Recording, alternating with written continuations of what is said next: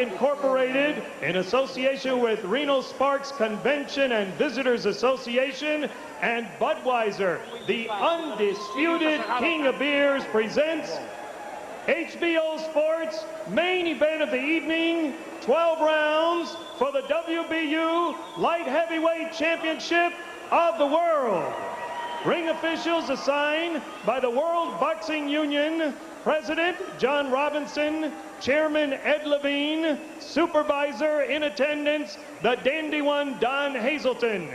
Your judges at ringside are, from Carson City, Nevada, Keith McDonald, from Las Vegas, Nevada, John Rupert, and from Virginia City, Nevada, Doug Tucker.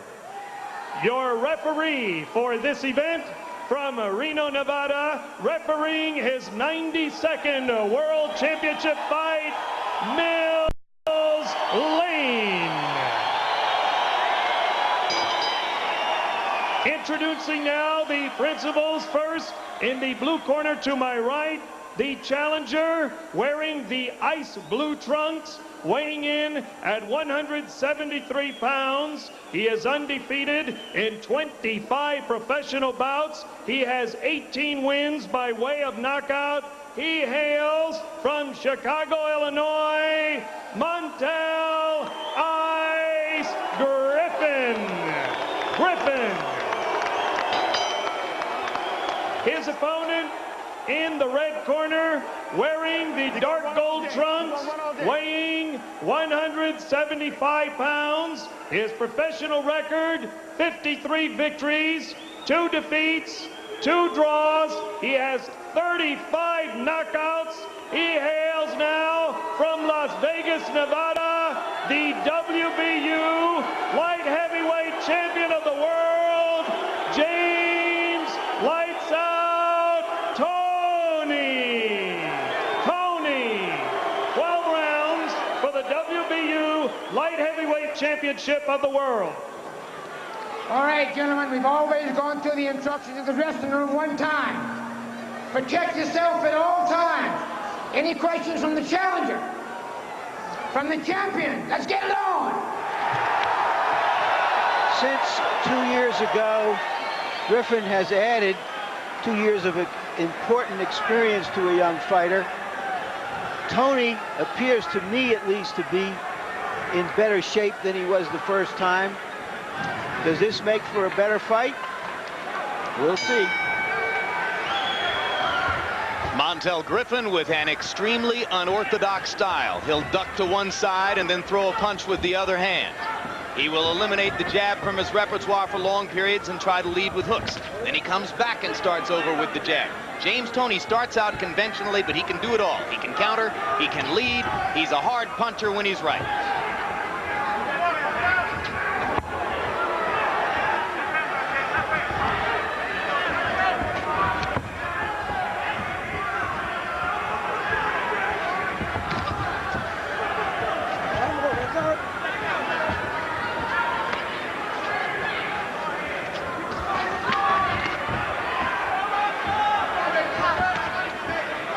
Something Toney is doing this time that he didn't do the last time. He's jabbing Montell to his body. The left hand is very effective to the stomach. Then he goes back on top. So you'd like to see him starting out with that left jab to the body, and there it was. Well, sometimes the fighter have to establish, I can't touch you by going to the body. And he's waiting for Montell as though Montell has an equally long jab as his, when he does not have to. He doesn't. Griffin stepping in closer and pumping his jab twice in the closing rounds of the first fight. James Toney was trying hard to set up a big right hand, but never could land it. Griffin was elusive, and he uses that height to his advantage, George. Very elusive. Toney in the last time around was trying to land 1 and 2 shots at a time. Now he knows that Montell can recover quickly, so keep winning round after round. I have to believe, George, that the key for James Toney is the body punching. when he's been great in some of his major triumphs in the past, against Prince Charles Williams and against some of the other good fighters he's beaten, Michael Nunn, he was brutal to the body, and there's a good combo up top by Montell Griffin. And this time around, Montell Griffin punches has a little more sting to them than the first round of the first fight. I like that, a little power this time. He's got to get Toney's respect.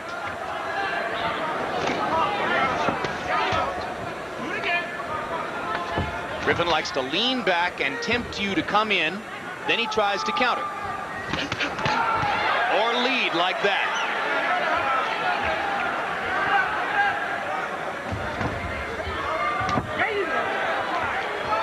That's something new that Toney has brought here. Montell Griffin tends to spin out to his right. You saw Toney trying to nail him with the right as he turned. As we go to the corners between rounds, you're looking at two corners loaded with boxing talent. In James Toney's corner, you have Miguel Diaz working with trainer Eddie Mustafa Muhammad. In Griffin's corner, the legendary Eddie Futch working with Thel Torrance, who will be training Riddick Bowe next Saturday night in Atlantic City. Those are four men deeply steeped in boxing knowledge.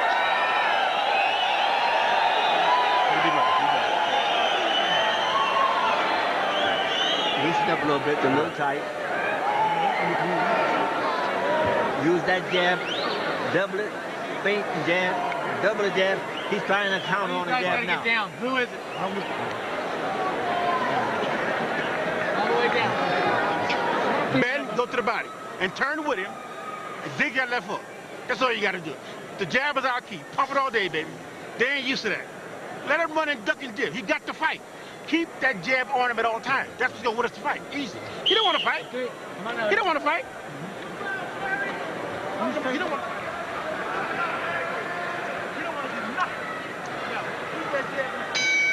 James Toney following instructions from Eddie Mustafa Muhammad threw 38 jabs in round one and connected on 15 of them. That's the jab activity that Toney's corner wants to see throughout the fight.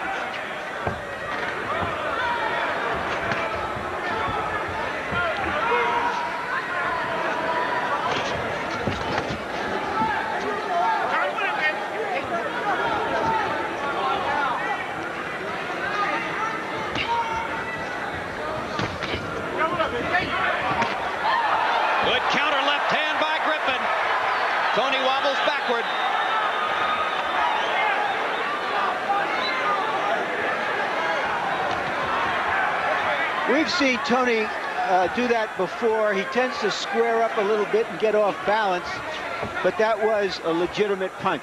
No doubt about it. Griffith surprised him. Griffith somehow has come up with some power from somewhere. Well, plus he hits you from those odd angles with punches that you don't always see coming, George. Now, Toney is going to have to be consistent. Keep that jab going to the body. Hard right hand by Toney.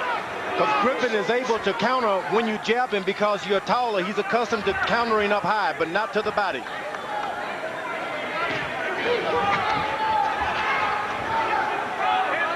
And that's a hard thing for a young fighter to get hit hard and then go back to your original tactical, sticking with your tactic.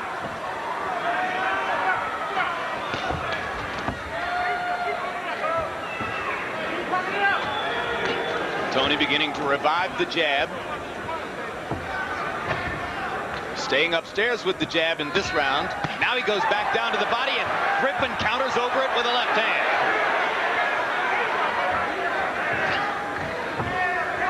Montell Griffin throwing fewer punches than James Toney, but making his count. There's a wild miss. Griffith this time is coming in to show him power. This time there's a lot of power in that left hook, and he understands if he steps to Toney's right a bit, Toney is defenseless. Go on the left side of Toney, and he just doesn't seem to have any mobility. So Griffin should move to his right or to his left? Griffin should move to his right. To his right. Beyond Toney's left hand. Toney just doesn't seem to function on that left side. And Toney a little slow there to remove himself from range, as Montell Griffin was able to get him with the second shot after missing the first.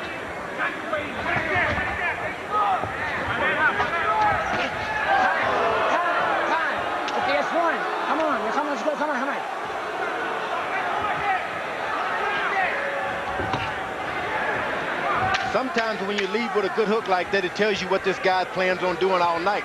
So, time. You see how easy this is? You see how easy it is? Hey, pump to him. You gotta give me some more jab. It's so easy. It's so easy. He want to turn you and spin you. He's a survivor now. All right, what I'm saying? You got to pump some more jab. The right hand's going to come. Get him used to the jab. Keep stepping in. Hands up, James. And don't go back. Let's see that short punch that materialized when they were in close early in the round. Well, it was not a punch that landed very solidly. It looked like Toney was off balance after throwing punches of his own, and that Griffey just touched him and pushed him off balance. And yet something like that can influence the officials. that's true. But James Toney, a different fighter technically tonight than in the first fight. In the first fight, he averaged 16 attempted jabs per round. In the first 2 rounds of this fight, he's averaging 40. So he's more than doubled his jab output. And George, that's good for Toney, right? I think that's good for any fighter who's want to really maintain you're taller, use that jab. Whenever he throws that jab, there's no way he can be countered on top of it. He has the reach advantage. Occupying Griffin with the jab much of the time. Go ahead, George. Griffin, he gets low and he gives you the illusion that, hey, I can hit you, but if you stay your distance, he can't counter. You have the reach advantage. Take advantage of it. Indeed. Most of Griffin's offense depends on you coming in at him.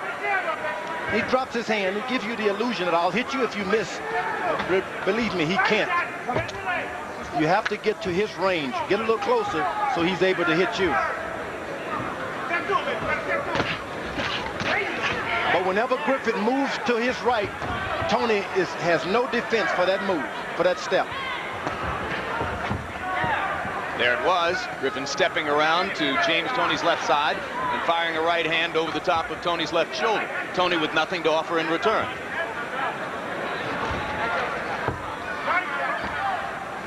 Trainer Eddie Futch said he wanted Montell Griffin to conduct this fight in wide circles around the outside of the ring. Keep moving James Toney laterally so that he can't set his feet.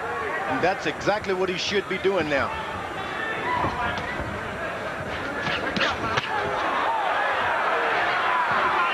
Another little counter left hand in there by Griffin. Toney acknowledged to us that in the first fight against Griffin, he had trouble setting his feet to try to land a right hand.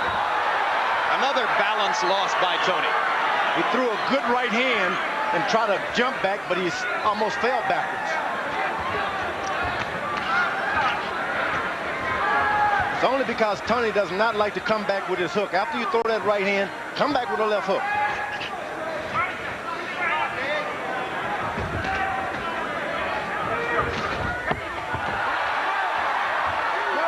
No knockdown. He's correct. Toney just does not want to get back with that left hook to get his position back. Why is he having so much trouble with his balance, George? That's it? Yeah, you got to come back with your left hook to get your balance back, and he's just sitting there right hand and nothing else. Straight left hand lands for Griffin. James Toney seeming to have lost continuity here in the latter stages of round 3. Not quite sure what to do with Montell Griffin, who is hopping and scoring. And that happens a lot when a big heavy puncher gets in with a guy who's quicker. You tend to want to throw one punch and jump back rather than throwing 3 punches and stay where you are. Interesting fight. Tactical battle. Shifting tides of fortune as round 3 comes to a close.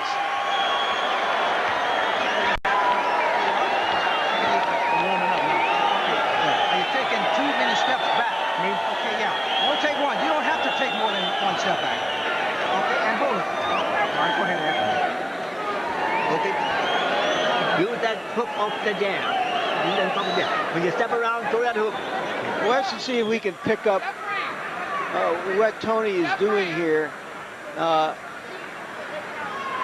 He just can't find. Look, Larry, he just can't even find. And not Griffin. only that, you watch Griffin left foot. It's on the outside of Toney's The right hand is going to foot. come. He keeps it right there on the outside, and that's the problem. You cannot allow a fighter to get on the outside of your left foot. All right, watch your Why? balance. You got to steer him. Keep your left foot in between him. It's like steering a car, but once he gets his foot on the outside, you've lost him automatically, and you're going to miss with your left hook. And in that overhead shot, you could see exactly where Griffin's foot was, carefully positioned to the outside James's lead foot. Which is an old trick, and you would wonder why Toney's corner hasn't caught on to it.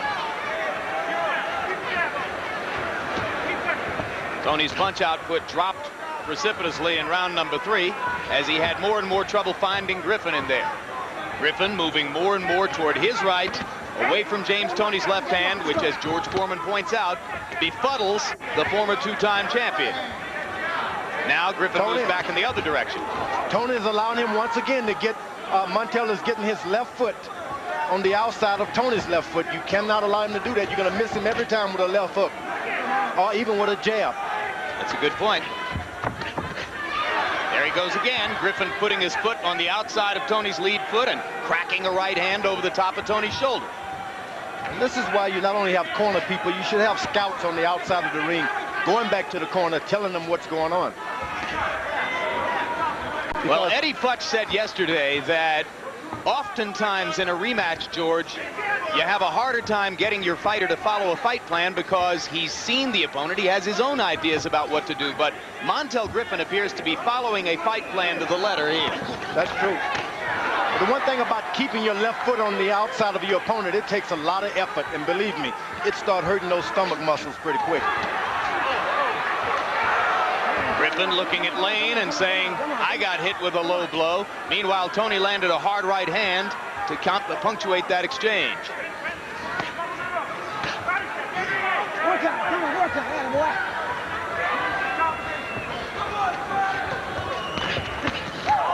Good straight left hand in tight by Griffin. Toney comes back with a left and a right. Toney has to be very careful not to go looking for a knockout. You let a knockout come to you. If you're a puncher, you don't have to get spread out. Now Montell Griffin is having to reach around to the left side now. He's not able to keep that balance, keep that foot around there as effortlessly as he did the first time, couple of rounds. James Toney picking up the pace just a little bit. Starting to throw more punches again as he did in the first couple of rounds. But Griffin still countering effectively. Now Toney is going back to the old James Toney. You let the guy grab you and you grab his arm and wait for a big shot. He has to go back to the left jab.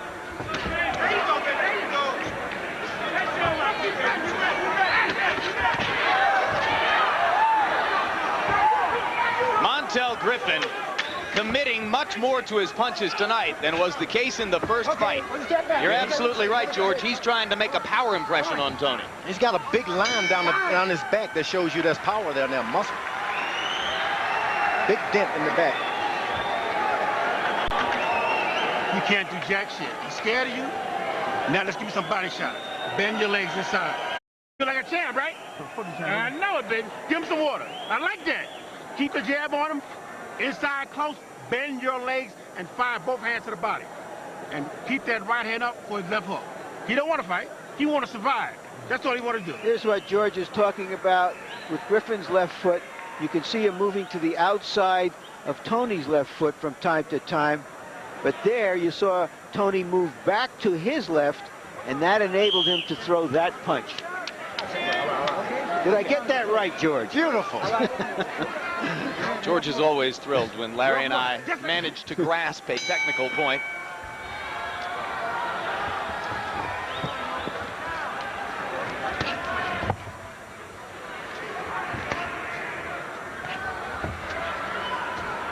Harold Letterman, how do you have it scored? Jim, I don't know. Maybe I'm watching a different fight. 39-37, 3 rounds to 1, James Toney. Jim, let me tell you something. As a judge, I always look for this effective aggressiveness. I think that James Toney is punching awfully harder because of the fact that he's moving forward. And I don't see how Montell can get any power whatsoever spinning to the side, moving backwards. He doesn't set his feet. He's punching off the back foot. On the other hand, James nails it like he did just there with that right hand. I think Toney's winning the fight so far. 3-1 Toney. I have it 2-1-1 for Toney.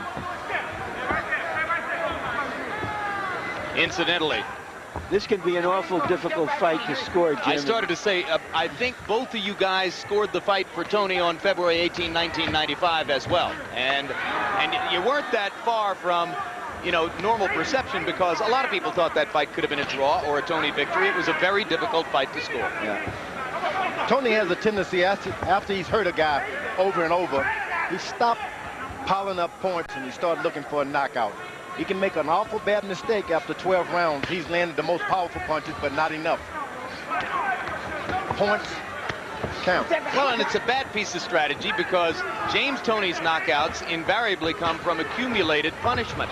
He's not the kind of guy who will put a man down with one blow unless he's punished him over a long period of time. Got in a hard right hand there. That's right, but he didn't come back with a left hook. He let Montell, as a matter of fact, hit him back. He used to have that left hook to the body. Where'd it go? Well, Montell has got good footwork. He doesn't allow you to just set up and come back with after you've hit him with one shot. All right, where's the head? Come on. All right, where's the head? Here it comes.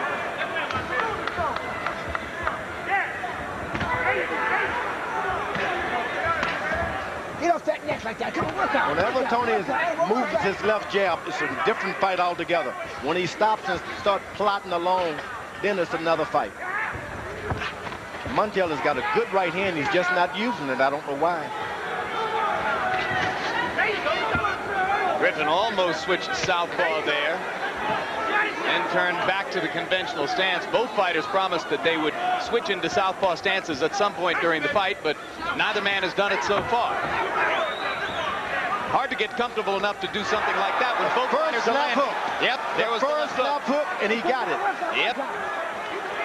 Griffin wasn't ready for it. Toney with a clean left hook shot. But he has to go back and get more points. Don't start looking for a knockout, because this guy recovers. As he showed you right there, with the fast recovery and a straight right hand inside.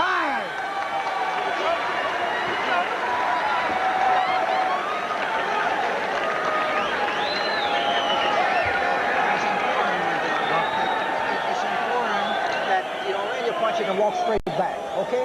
And don't go the same way all the time. Go this way, then cut off. Now, when you get ready to cut off, or you get to the bump, you just walk right around to the side. Okay? Yeah. Okay. Don't let him walk past your left hand. Give him the left hand and the feint before you get there. Okay? All right. All right, Phil. When you're working those time. Griffin calls himself Ice.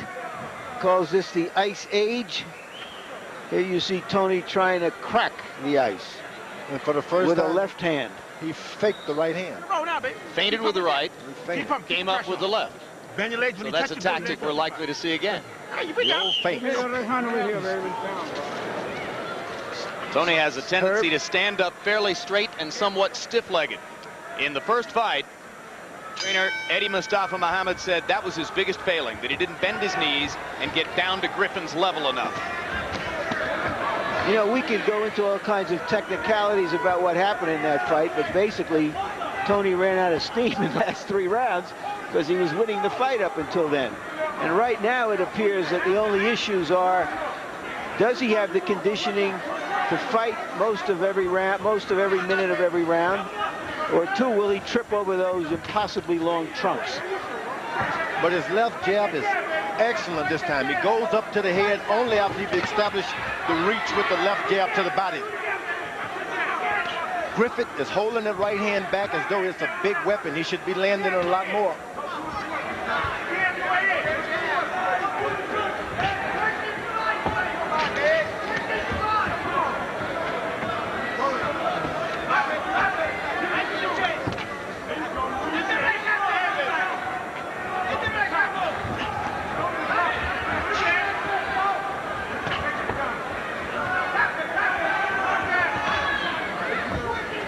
That's very smart of Toney. Although he's hurt him a few times, he goes back to the left jab.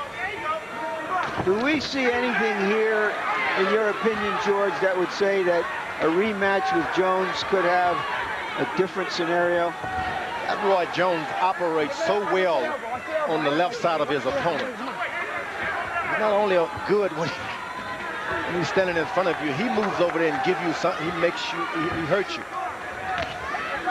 He's got things together. He's hard to find, and he finds you. Did I answer the question?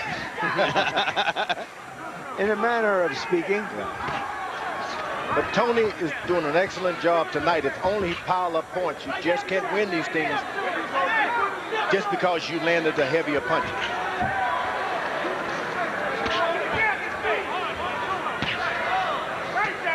Toney's corner should tell him to get alert, win these rounds, stand up.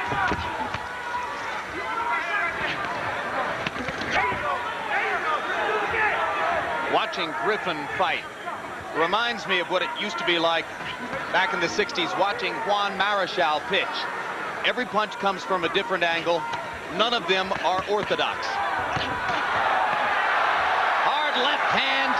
Toney puts his head down as if to say, nah, you didn't hurt me at all. But Montell Griffin piling up points with exchanges like that.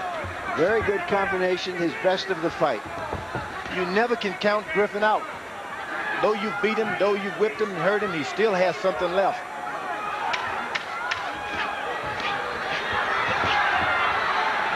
Tries to make you miss and counter. Well-conditioned fighter, too. And all of these things happen because Toney deserted his left jab. All right, watching the bout live with us in Pensacola, Florida. You saw him 2 Friday nights ago here as he scored a unanimous decision over Mike McCallum at 175 pounds. His brand new light heavyweight belt holder, Roy Jones Jr., also the world champion at 168 pounds. Roy, very briefly, what do you think of what you've seen in the first half of this bout between Montell Griffin and James Toney? Montell started out with a very good strategy, which was to stay to James Toney's left. He was doing very good with that in the beginning, but now he seems to be getting away from that.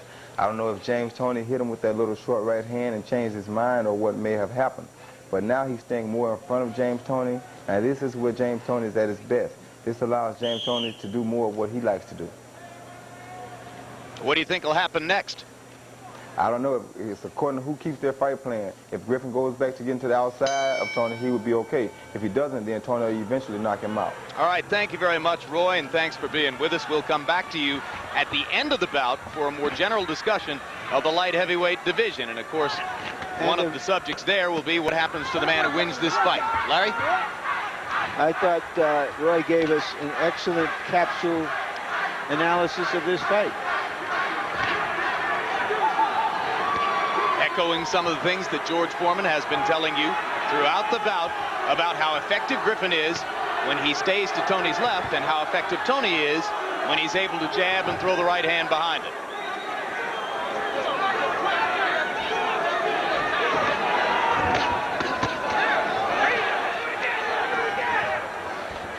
Montell Griffin's only had 1 knockout past the 6th round in his whole career. That was against the ultra-skinny Matthew Charleston a little bit earlier this year, not in James Toney's league. So you don't expect Griffin to score a knockout beyond this unless Toney makes some horrible mistake. Toney, on the other hand, has had some stirring late-round knockouts because he's able to accumulate punishment over the long course of the fight. Work on that guy. Work on it. I got 1 step back. Hold, 1 step back. Punch. Here we go. Let me go. Come on. Here we go. But Griffin has some power that he hasn't even shown yet with a good right hand. So he can land a good right hand. But he hasn't even tried to go to the body effectively yet.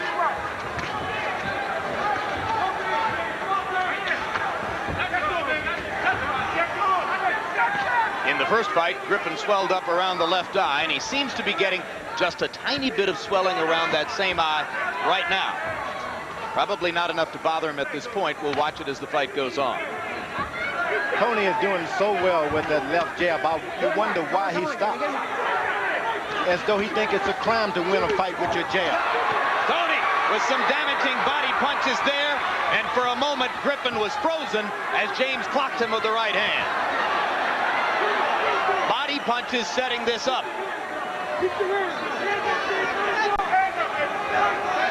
Griffin stopped to complain to the referee a little bit, and Toney just said, hey, protect yourself at all times.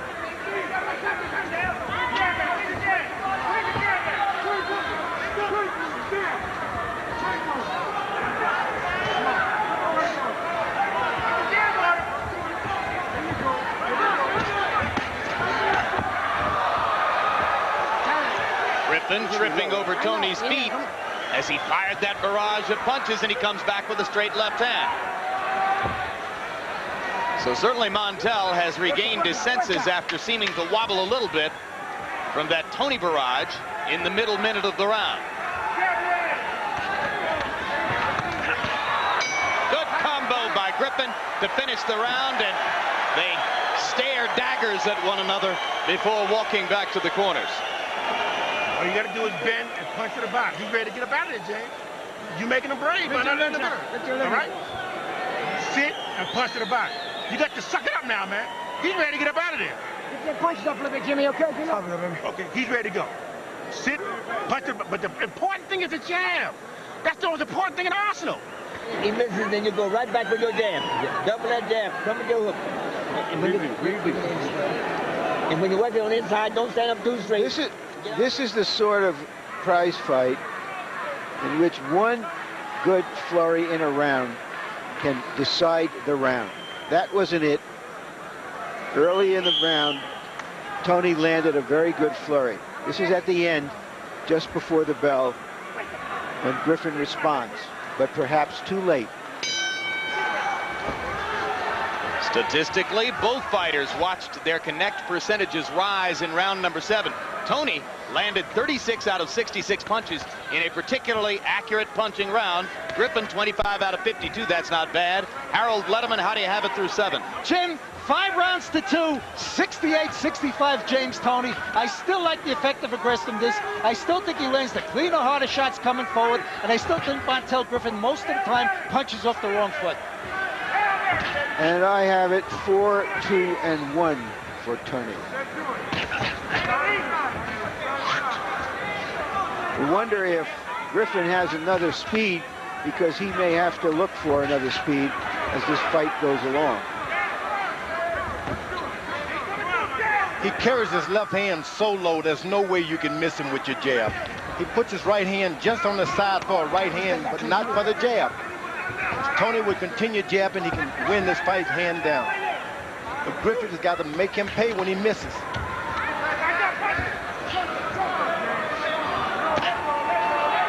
Good left jab by Griffin. Come on.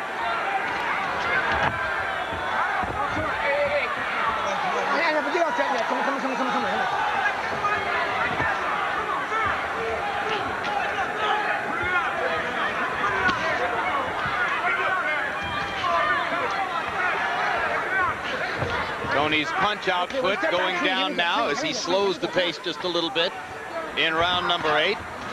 Griffin sticking the jab out there, and when Griffin is able to beat Toney to the punch with the jab, James tends to stop punching. The left jab is your most best, well, with a good right hand also, but if you keep your left jab, it's the closest punch to your opponent. He has no protection. He can only block it for a second. Why use the right hand when you're effectively getting the left jab? And you saw Toney there going back to the strategy that served him so well in the first couple of rounds. Jab to the body, then jab upstairs. Jab to the body, then jab upstairs. And Griffin does absolutely nothing when Toney jabs him to the body. Nothing.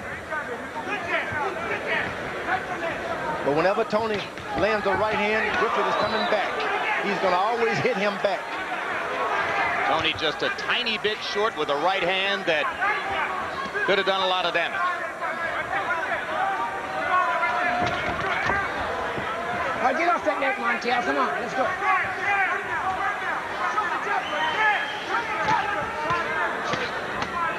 Get him up.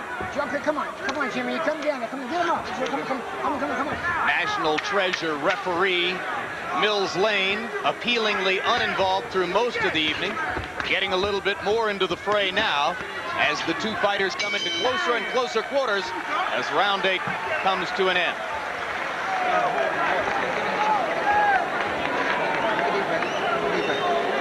You take the guy into position and you back away from him. Nice round coming up there. Nice round coming up. Whenever you stand around, step in. Don't step away from it, because you got to. He's done to suck this shit up, man. Don't give this guy no opportunity, no window for nothing, man. Pump the jab, step to the man. Step to the man. Let's go to work, man. We got to go to work, man. Step to him with the jab. And then the hammer's going to come. Move your head. Be smart boxing there. Step to him. No backward step. Watch your balance in there. You got to watch your balance. You see, you're walking away from him when you don't have to. He want to take his time and walk up. He want to fight his own pace. In case you're wondering why we haven't gone into Griffin's corner, it's because Eddie Futch would not wear a mic for us. You know, many people, myself included, said during and after the recent Holyfield-Tyson fight that Tyson didn't have a plan B. And I'm wondering now whether Griffin has a plan B, because plan A isn't working.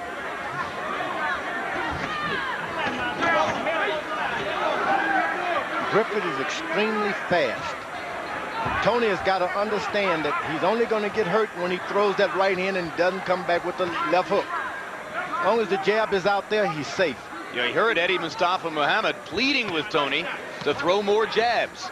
Sometimes that's what you have to do, is make these guys do it. They've got it in them.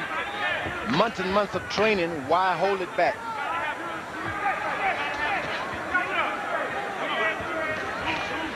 Okay, get off that. Get off from there. Griffin has a counter-punches mentality, which is to say, when Toney punches him, either he wants to get out of there or look to punch after Toney punches. He doesn't want to move in on Toney, where he can really get some leverage and do some damage. He doesn't want to be inside, George, and he's going to have to be there to do something. But he's kind of afraid, because Toney is so effective when you walk to him a little bit. Griffin evidently is well schooled enough to know that. Yeah, but it ain't how working. do you do it? So how do you do it without doing it? Well, but it ain't working. No, it's not working.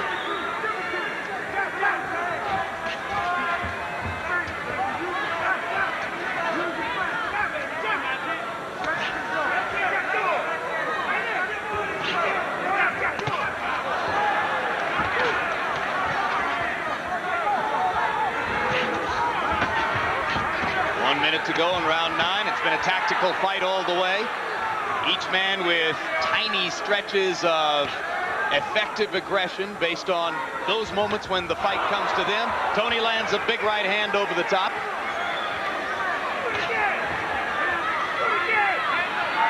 Griffin has some of the most remarkable recover power I've ever seen. You hit him hard, and he's going to hit you back. Yeah, in that regard, he's kind of a light heavyweight Evander Holyfield. Holyfield recovers faster than any heavyweight I've ever seen. Montell's pretty much the same way. Yeah, you can expect if you hit him with a right hand, Montell is going to come back and hit you. But if you jab him, he seems to say, okay. Lead left hook from Griffin landed. Now Toney gets in a couple of close quarters punches. Round 9 coming to a close, and just as was the case on February 18, 1995, our scorers, Harold Letterman, our unofficial ringside scorer, Larry Merchant, who likes to track it along with him, both of them think James Toney's winning the fight. He was winning the fight 2 years ago at this juncture also. But once again, we remind you, in rounds 10, 11, and 12, on February 18, 1995, Montell Griffin took all 3 rounds on all 3 judges' scorecards to come from behind and win the fight. Toney says, I was in terrible condition. I was sloppy. I'll be better this time. All right. Go all the way. Use that jab. Stay as close to him as you possibly can. Yeah, when you take away his punching range, he can't get anything off. Okay. When you're way outside, the guy can get those long punches off. We stay together, baby. We go all day. This ain't nothing. Now let's go. Now you heard what Eddie Futch was saying. I must have heard it from Eddie Futch myself in the past. He was saying you must come inside and not just always go outside. But Griffin's mentality as a counterpuncher is to stay outside unless he's jumping in to hold on as he is now. Incidentally, you're right. Eddie's not wearing a microphone, but his co-trainer Thel Torrance is, and that's why we've been getting good, clear audio out of Montell Griffin's corner. He's going to have to make a war out of this to change the complexion of the fight. And I think that's what Eddie Futch is communicating to him in technical terms. Now the referee allowed him, Montell, to push Toney behind the back. You can really change the whole fight like that because they can get dirty on one another.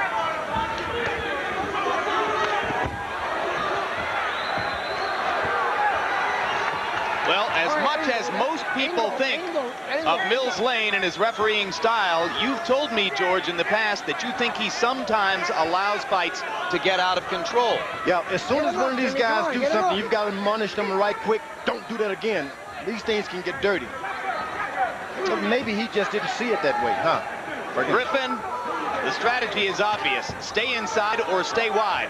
If he stays inside or stays wide, he can be effective. When he stands here and allows Toney to jab in that effective punching range for James, it's Toney's fight. Hard right hand inside for Toney. Griffin comes back with a left hook to the rib cage.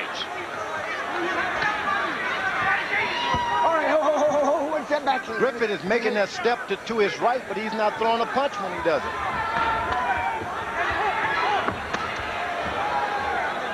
If you're going to step over to your left, take a punch along with you. This fight not all that much different from the fight they fought in February of 1995. The only difference to my eyes, James is just better tonight. Came out, picked his hands up and started boxing to start the fight himself.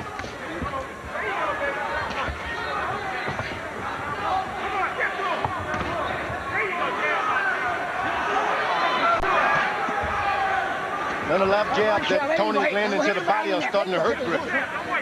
James Toney, whose career was severely damaged by the back-to-back losses to Roy Jones and this man, Montell Griffin, in 94 and 95. Trying to get back to the top of the heap and coming up with an effective tactical effort so far here tonight. At least that's the way we see it. You see, once again, Toney lands a good right hand. Montell Griffin comes back and hit him good. But there you also saw in capsule why the fight is going the way it is going. When Griffin landed a nice left hook, he just got a smile from Toney because Griffin just doesn't punch hard enough to change the complexion of this fight.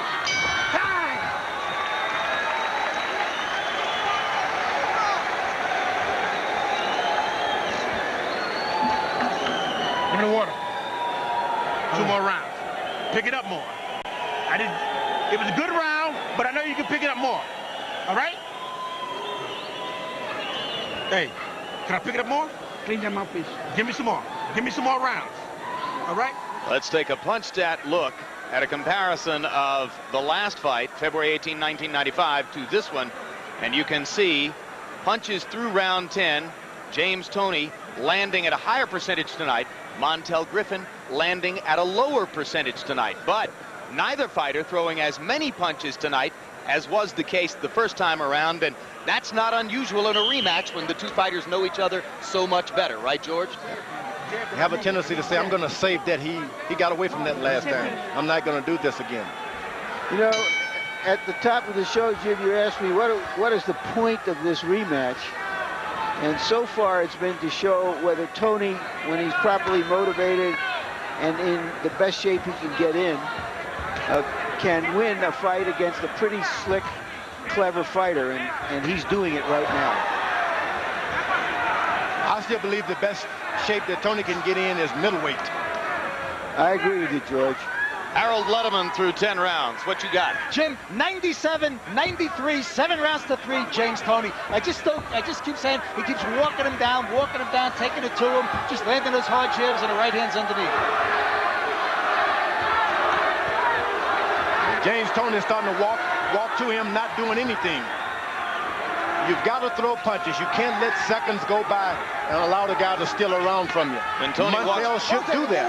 When Toney walks to Griffin and doesn't do anything, Griffin is able to step to the side and land. And I can't see why Griffin doesn't steal it. Just slap him, slap him. Tom, don't push off. Okay, step back, kid. Come on. Slapping ain't going to get it anymore, George.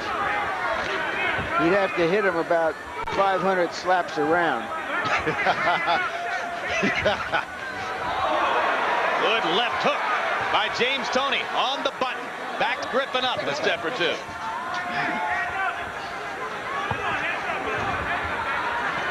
One shot like that makes you slap happy. Step back clean. Here we go. Come on.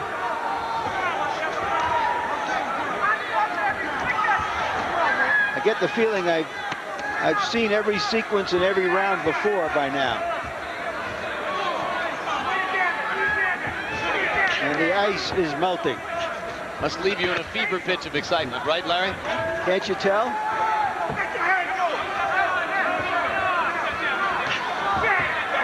And you see Tony's lip is bleeding from that punch he got in the weigh-in. That's right.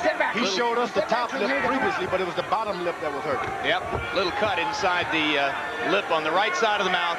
That came from the punch that Griffin landed at the end of the press conference dust up the other day. And Toney might be bleeding from that just a tiny bit. Good eyes, George.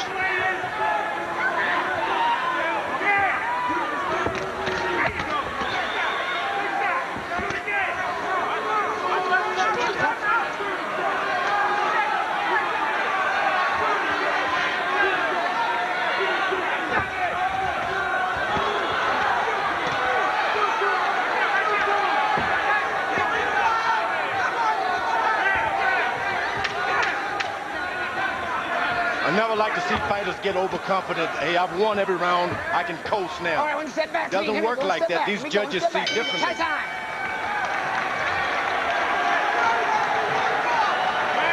He's going to try to steal it. You got to give me all you got now. He's going to try to steal this here. You hear what I said? No, I don't need that. Never. Give it a one. Hey, he's going to try to steal it. You know what I'm saying? All right. Get ready, James. The jab. When the man is Montell, last round. when the man, you got to walk till you use that jab. Right. Yeah, use that jab. Double jab once in a while. Yeah, we straight.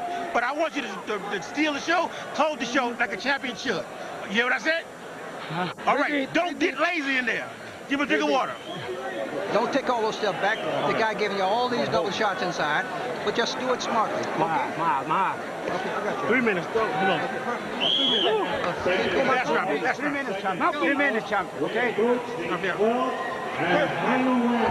What Toney has shown tonight is that, like Junior Jones, who came back after shockingly losing 2 fights, he is young enough and eager enough to want to get back into the hunt.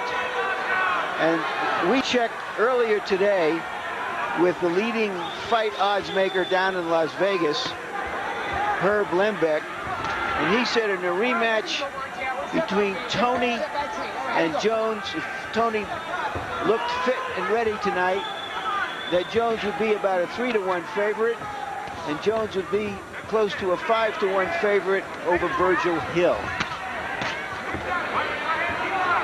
And those are about the closest odds anybody can see for any future opponents on the horizon for Roy.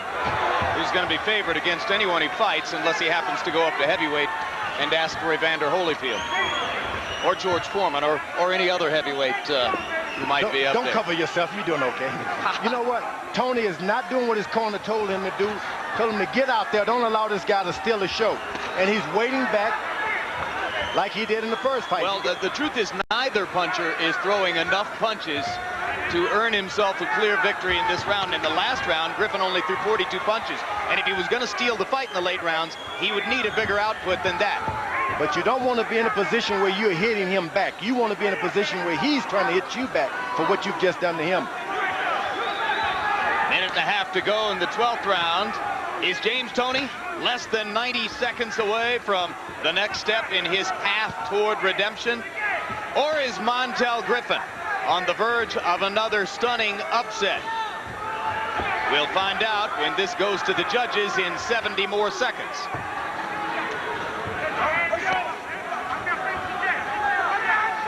There's a rumor we only have 1 set of judges for this fight. Jim, is that correct? One. Kind of unusual, huh?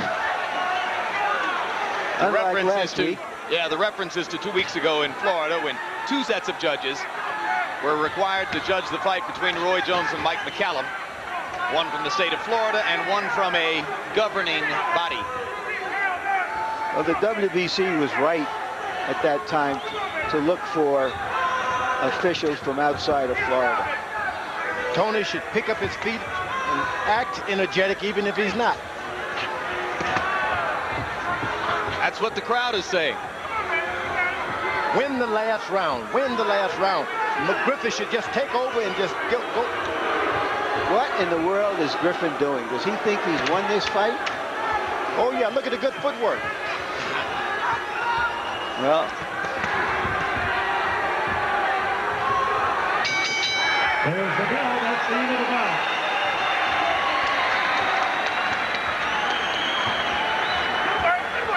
it appeared to me to be a solid and almost completely dominating performance by Toney.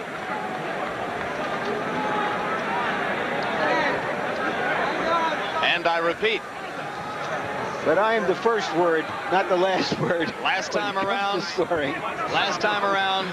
these HBO scorecards went in favor of James Toney as well, and then the Nevada judges confounded us by going in exactly the opposite direction. So let's bring in Harold Letterman for what may or may not be an accurate look at what the Vegas judges Jim, are. I'll tell you, I absolutely have to agree with Larry Merchant.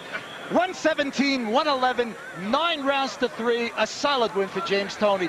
You know, it's clean punching and effective aggressiveness. James just carried it to him. He walked him down, he backed him up, he whacked him with the left jab, hit him with some tremendous hooks to the body. Then Montell kept throwing those leaping punches like Floyd Patterson used to throw, and he was so off balance when he landed. I just think he won very few rounds. On the other hand, Toney, solid punching. He carried the fight. He deserves the victory. George Foreman, you agree?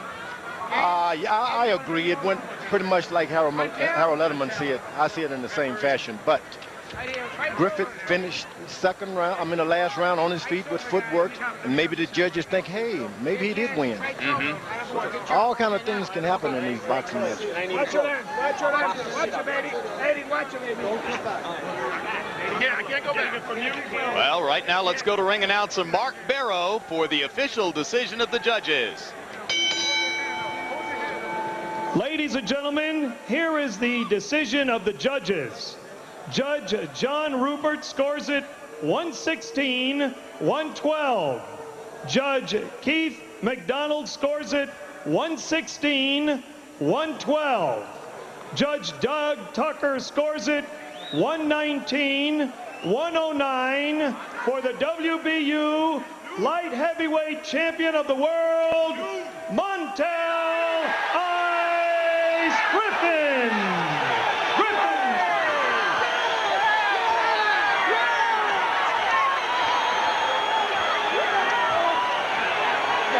It happened again.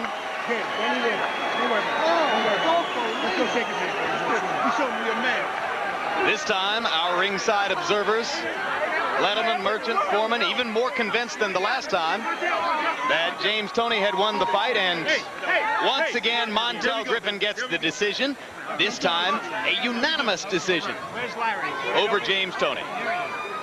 Eddie Frank.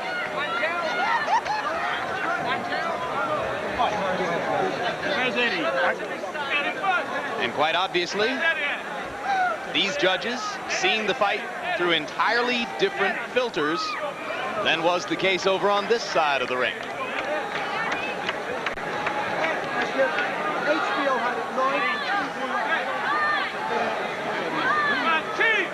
And Larry Merchant stands by in the ring with the winner, Montell Griffin. All right, Montell, did you believe you were winning the fight? I thought I won every round. Even the rounds that was kind of close in the middle that I took off, I think I still moved and I jabbed. And I thought I made the shots, cleanly. Did he hurt you at all during the fight? No, the one time over there, he stepped on my foot. He called me a good shot, but he stepped on my foot and I tripped. But no, he didn't hurt me. He didn't hit it. No, nobody hurt me. In the first fight, you won the last 3 rounds. He seemed to lose his conditioning. In this fight, he seemed to be in better condition. Did you think? He was still tired. He was still tired. You know what I'm saying? I just did everything. I sacrificed, man, so much, man, these last 2 years. I just hope now they finally realize I'm the best light heavyweight in the world. Virgil Hill, Roy Jones, I'll kill y'all. I'll kill y'all. Well, you don't look exactly like a killer in there. Let's face it. I beat him. Look, I dedicate this to my father, Clarence Griffin, Steve Delgado in Las Vegas, and Grant Sportswear, the best gloves in the world. All right, thank you very, very much, Montell, and I'd like to speak to Eddie. T-Bone. I'd like to speak to Eddie Futch. Congratulations to you. Again, Eddie, what did you think of the fight? Did you think you were ahead at the end? I thought we were ahead. I thought we were comfortably ahead. See, because Toney never landed any really convincing shots. he caught Montell 2 or 3 times. He caught him a couple of times with the right hand, and he caught him with that left hook at the What end. makes Montell so effective? He's got a style that's unique to him. Yeah. Maybe it's because he was in the gym when he was 5 years old. I don't know. But can you capsule that for us? Yes, well, Montell has a very unorthodox style. And for the orthodox fighter, it takes a little time for him to become accustomed to what Montell is doing in there. And so by the time he finds out moves that Montell is making that are effective, it's too late. The fight's over. All right. Now let me change to another topic. Eddie, would you repeat for us what you have said before about why you left Riddick Bowe after his last fight with Galata? Well, there were things that I couldn't deal with, and things that were so far from the Riddick Bowe and the campaign I waged with Riddick Bowe to win the heavyweight championship. Up to that time, everything was perfect. You thought he was going to be practically your great monument to the game. Right. I stayed with Riddick Bowe as long as I did because I saw greatness for him. And I wanted to be there and help him achieve it. But then when things started to go so far in the other direction. Was that because he wasn't fighting often enough and was losing his conditioning? Well, that was one of my criticisms right away. After he won the title, and he defended it twice, once against Michael Dokes, and the other time against Jesse Ferguson. In the Ferguson fight, I thought this kid was just about as perfect as any heavyweight I've ever seen. I said, he's going to be great, and I want to be there and take him to that level. But after that fight, he was taken away, kept out of the gym for 5 months. The conditioning that his body had achieved in the 3 years of constant work disappeared. What happened in the Galata fight?